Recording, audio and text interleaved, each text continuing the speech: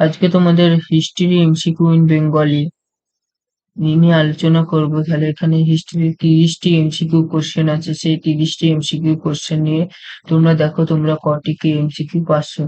তোমাদের প্রথম প্রশ্ন, শেরশাহ সমাধি কোথায়? সঠিক উত্তর হলো সাসারাম।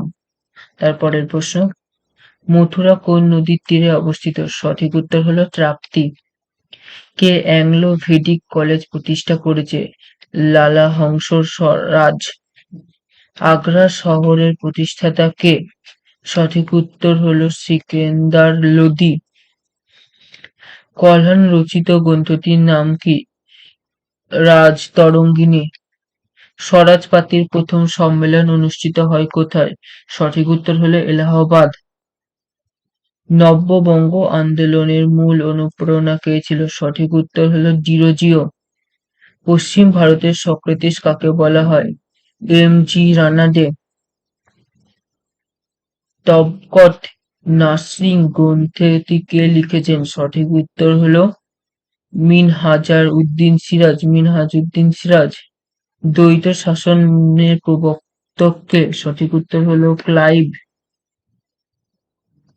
মারাঠা রাজনৈতিক চাণক্য কাকে বলা হতো? সঠিক উত্তর হলো নানা ফড়নবিস। শকুন্তলা নাটকের রচয়িতা কে? সঠিক উত্তর হলো কালিদাস।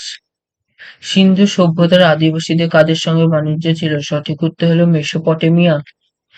কৃষক প্রজা পার্টি কে গঠন করেন? ফজলুল হক।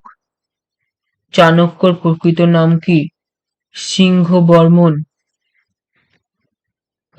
অস্কর ভাট মন্দির কোথায় অবস্থিত? সঠিক উত্তর হলো ইন্দোনেশিয়া। জনগণ মন গানটি কোন পত্রিকায় প্রকাশ হয়? সঠিক উত্তর হলো হিন্দুস্তান। সূর্যাস্ত আইন প্রণয়ন করেন লর্ড কর্নওয়ালিস। আকবরনামা বইটি রচনা কে করেন? সঠিক উত্তর হলো ঘসেটি বেগম। বরদৌলা আন্দোলনের নেতা কে ছিলেন? বল্লভভাই প্যাটেল। ইংলিশ চ্যানেলের অতিক্রমণকারী প্রথম ভারতীয় হলেন মিহির সেন।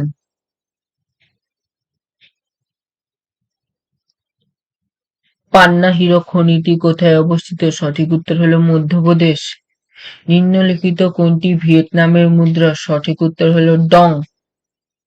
ভারতের সর্বোচ্চ সেনা সম্মান কোনটি? পরমবীর চক্র। ভারতের মিসাইল ম্যান নামে পরিচিত কে? সঠিক উত্তর হলো আব্দুল কালাম।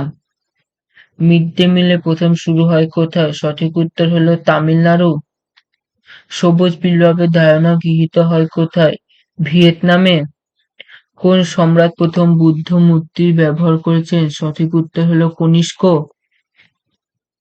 মুখমণ্ডলে কয়টি ইন্দ্রিয় থাকে? 5টি। সকারি নামে কে পরিচিত ছিলেন? সঠিক উত্তর হলো দ্বিতীয় চন্দ্রগুপ্ত।